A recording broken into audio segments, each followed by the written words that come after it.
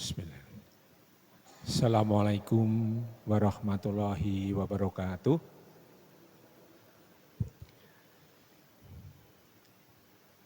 Alhamdulillah wassalatu wassalamu ala Rasulillah.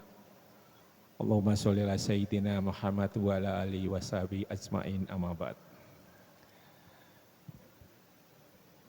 Yang saya hormati Bapak Ibu hadirin kultum sore yang berbahagia. Alhamdulillah, puji syukur kita selalu panjatkan pada junjungan kita Nabi besar Muhammad Sallallahu Alaihi Wasallam yang kita nantikan syafaatnya di yaum. Bapak Ibu hadirin yang berbahagia, hari ini adalah hari yang pertama bulan Ramadan.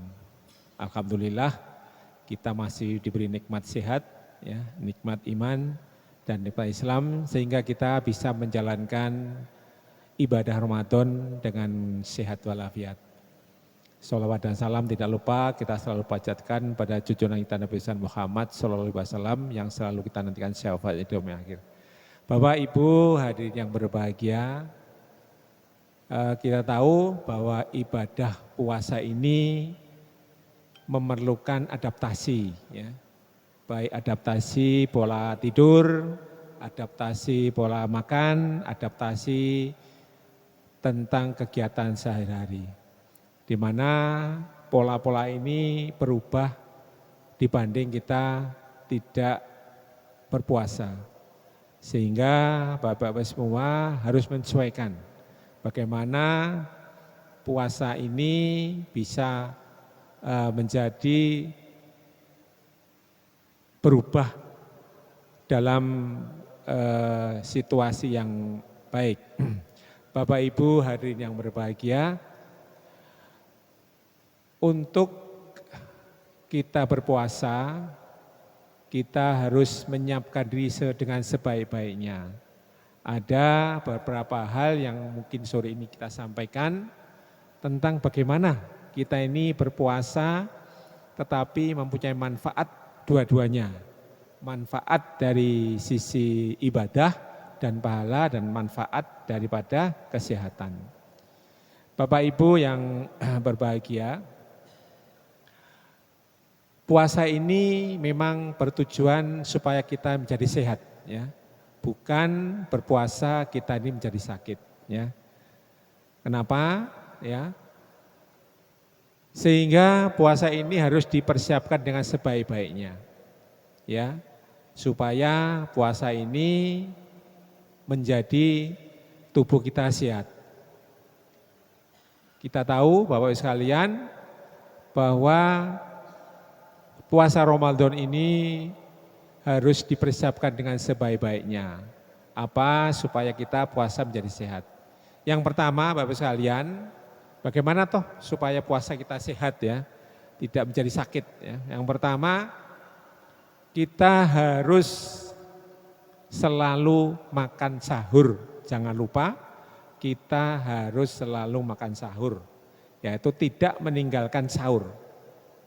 Karena dari beberapa hadis dikatakan bahwa beberapa hal yang perlu disampaikan, dasar hadisnya yaitu ya di mana Rasulullah bersabda, makan sahurlah karena sesungguhnya di dalam makan sahur ada keberkahan. Hadis riwayat Muslim. Hadis yang kedua adalah malaikat bersolawat pada orang-orang yang bersahur. Seperti yang diriwayatkan oleh Ahmad, ya, Rasulullah bersabda, bersahurlah itu adalah berkah, walaupun hanya seteguk air. Karena Allah dan malaikat bersolawat atas orang-orang yang bersahur. Hadis yang ketiga menyatakan bahwa yang membedakan kita dengan orang ahli kitab, Yahudi dan Nasrani adalah kita dengan makan sahur. Bapak Ibu semua yang berbahagia,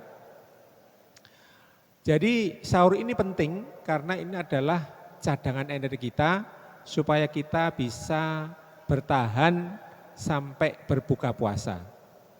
Perlu diingat bahwa sahur ini harus mempunyai nilai gizi. Ya. Yang pertama, Bapak-Ibu sekalian, bahwa sahur ini harus mendapatkan nilai gizi yang baik. Ya. Kadang-kadang kita sahur seenaknya, makan nasi sebanyak-banyaknya, makan lauk seadanya. Ini kenapa kita hindarkan Bapak sekalian, makanlah sahur dengan karbohidrat yang kompleks. Ya, karbohidrat kompleks ini adalah karbohidrat yang dicernanya sulit, ya, atau dicernanya lama. Ada 2 jenis karbohidrat, karbohidrat sederhana dan karbohidrat kompleks. Karbohidrat sederhana adalah nasi putih, gula pasir, tepung, itu adalah karbohidrat sederhana. Ini kalau kita makan banyak, maka kita akan gampang lapar. Ya. Makanya kalau kita sahur, harapannya yang pertama carilah karbohidrat yang kompleks, yaitu nasi merah, ya, biji-bijian, ubi, ya, dan lain-lain. Sehingga kita menjadi lebih tahan untuk tahan lapar. Ya. Yang kedua, kalau bisa kita makan yang mengandung banyak air, ya, seperti buah semangka, ya, buah belewah, ya, dan hal-hal yang sifatnya banyak air sehingga kecukupan air kita bisa tercukupi. Itu yang pertama, Bapak sekalian, supaya kita puasa. Yang pertama, jangan sampai meninggalkan sahur. Yang kedua, cukupi kebutuhan air. Kita kalau puasa memang sulit, ya, untuk mencukupi air. Tetapi kita harus membiasakan bagaimana konsumsi air tercukupi paling enggak 8 gelas sehari. Ya, bisa diatur itu 2 gelas saat puasa, nanti 2 gelas saat isya dan tarawih, nanti 2 gelas sebelum tidur dan 2 gelas saat sahur, sebelum dan setelah sahur. Ini harus kita cukupi, karena kalau kita kekurangan cairan, maka tubuh ini menjadi lemas. Ya, bad mood, ya. Air kurang, tubuh menjadi bad mood, ya, tidak kurang menjadi berenergi, kurang fokus, ya, dan lain-lain. Kemudian Bapak sekalian, dalam sahur boleh minum teh, atau kopi, tapi jangan banyak-banyak. Kenapa? Karena kopi dan teh ini sifatnya adalah diuretik, yaitu ada merangsang keluarnya air dari tubuh, banyak pipis dan lain-lain. Sehingga kalau kita banyak minum teh atau kopi, maka kita akan menjadi gampang lemas di pagi hari. Ya. Di siang hari kita lemas karena banyak air yang keluar lewat tubuh kita.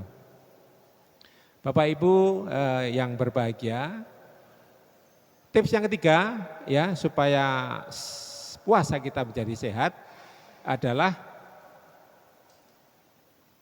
berbuka dengan cukup bernutrisi. Ya. Yang kedua, berbuka dengan porsi yang tepat. Jangan sampai kita menjadi kalap, ya. Kalap saat sahur makan sebanyak-banyak atau kalap saat berbuka. Kadang-kadang kita ini kalap, ya, melihat apapun kita makan, pengen kita makan semua. Oleh karena itu kalau kita makan semua, menjadi tubuh kita menjadi terlalu banyak kalori, ya. Oleh karena itu kalau bisa harus bertahap, ya. Seperti kita puasa, seperti kita berbuka, maka kita membatalkan puasa dengan minum air putih atau dengan makan korma. Harapannya dengan minum air putih atau korma, maka tubuh akan beradaptasi terhadap fungsi pencernaan yang sudah istirahat selama 14 jam. Jadi Bapak sekalian, supaya pencernaan kita menjadi maksimal dalam mencerna makanan. Kalau kita langsung makan berat, maka tubuh belum siap atau pencernaan belum siap. Sehingga pencernaan yang kita makan, makanan yang kita makan ini menjadi tidak maksimal dalam pencernaannya.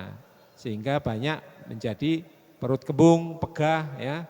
Kemudian menjadi lemak-lemak yang tidak tercerna dengan baik itu akan terserap ke dalam tubuh dan ini menimbulkan suatu penyakit yang di masa yang akan datang. Mungkin menjadi banyak peningkatan kolesterol ya, kemudian banyak kadar gula yang tinggi ya, sehingga ini menjadi bibit-bibit penyakit di masa yang akan datang.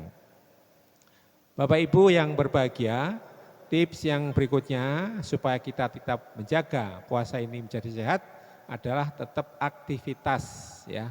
Aktivitas setiap hari, yang biasa olahraga ya olahraga, yang ringan-ringan usahakan olahraganya ini sore ya. Sore hari menjelang berbuka puasa. Jalan-jalan 30 menit sudah cukup ya sekalian. Ini yang penting ya supaya puasa ini menjadi sehat. Bapak Ibu yang berbahagia, kemudian yang paling penting karena pola tidur kita berubah, maka kita harus bisa menjaga pola tidur dengan sebaik-baiknya. Kita tahu tidur kita menjadi berkurang karena sahur ya.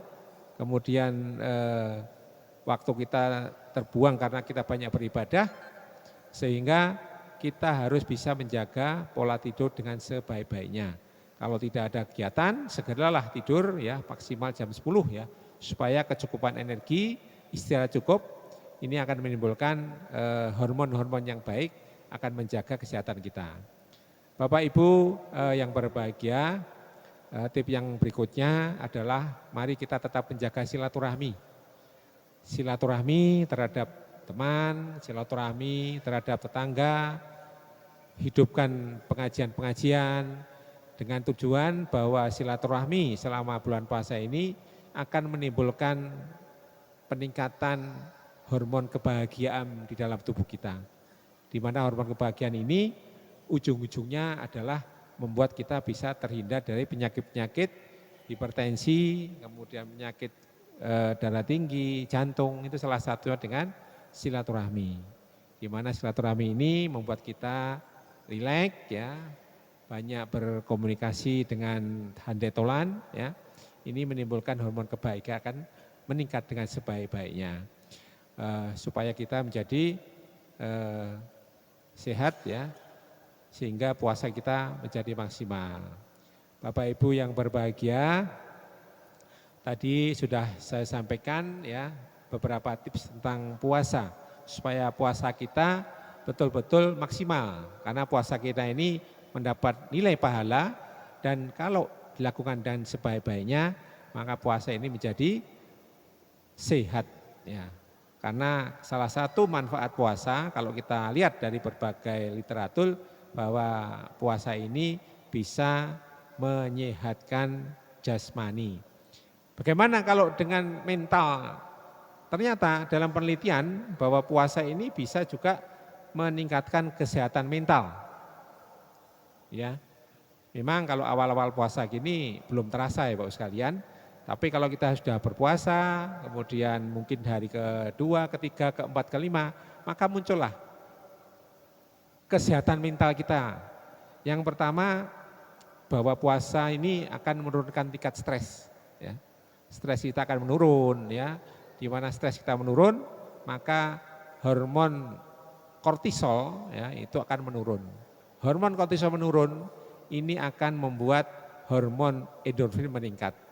Sedangkan manfaat hormon endorfin itu singkatan daripada endogenous morfin. Jadi kita ini memang mempunyai otak ya, adalah memproduksi endogenous morfin. Di mana hormon ini salah satunya adalah bisa menjaga kesehatan kita dengan mengurangi risiko daripada penyakit. Menurunkan darah tinggi, mengurangi asam lambung, melebarkan pembuluh darah, mengurangi hormon kortisol. Banyak ya hormon endorfin ini. Maka dari itu Bapak sekalian, bagaimana kita ini bisa memunculkan hormon endorfin setiap hari. Ya. Sebenarnya kita tuh mudah ya memunculkan hormon endorfin setiap hari. Yaitu dengan cara tersenyum sebanyak 20 kali dalam 24 jam selama minimal 10 detik. Nah, itu akan meningkatkan hormon endorfin. Nggih. Nah, itulah. Bagaimana caranya?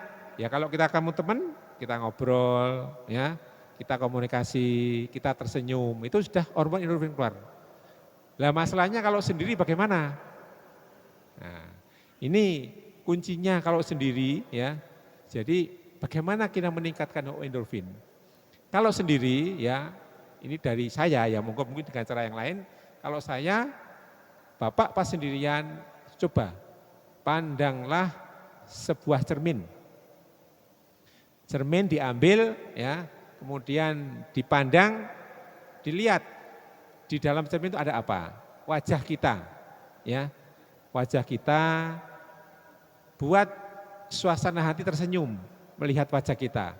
Bersyukur, alhamdulillah dengan sedalam-dalamnya melihat wajah kita bahwa kita diciptakan Allah demikian sempurna, mata kita bisa melihat, hidung kita bisa membau, makan dengan mulut kita normal. Nah, itu adalah menimbulkan rasa senang. Munculkan rasa senang, munculkan rasa bersyukur sehingga ada rasa tersenyum ya. Sehingga kita bisa tersenyum minimal 10 detik dalam 20 kali dalam 24 jam. Paling tidak setiap jam ini kita tersenyum. Maka dari itu sekalian munculkan hormon endorfin supaya kita tetap bisa menjaga kesehatan kita dengan tersenyum. Salah satu manfaat tersenyum adalah kesehatan dan adalah sedekah. Nah, tersenyumlah kepada saudara muslimmu karena sebenarnya ini adalah merupakan sedekah. Ya, bersedekahlah selama bulan puasa. Dengan apa? Dengan tersenyum, berbuat baik, berbicara baik, ya, mengungkapkan dengan sebaik-baiknya supaya tujuan kita menjadi sehat tercapai. Karena apa? Kesehatan ini adalah modal utama untuk kita beribadah. Sehat, ibadah bisa maksimal. Ya, kurang sehat, ibadah kurang maksimal. Maka Bapak sekalian, jaga kesehatan supaya tujuan kita hidup di dunia ini adalah sehat dan sehat dan sukses dalam beramal dan mempunyai amalan yang baik sehingga sanggup kita atau kita untuk menghadap Allah punya bekal yang sebesar-besarnya. Mungkin itu Bapak sekalian sekilas tentang pengetahuan kesehatan sore hari ini. Insyaallah di lain kesempatan bisa disambung, semoga bermanfaat. Terima kasih. Assalamualaikum warahmatullahi wabarakatuh.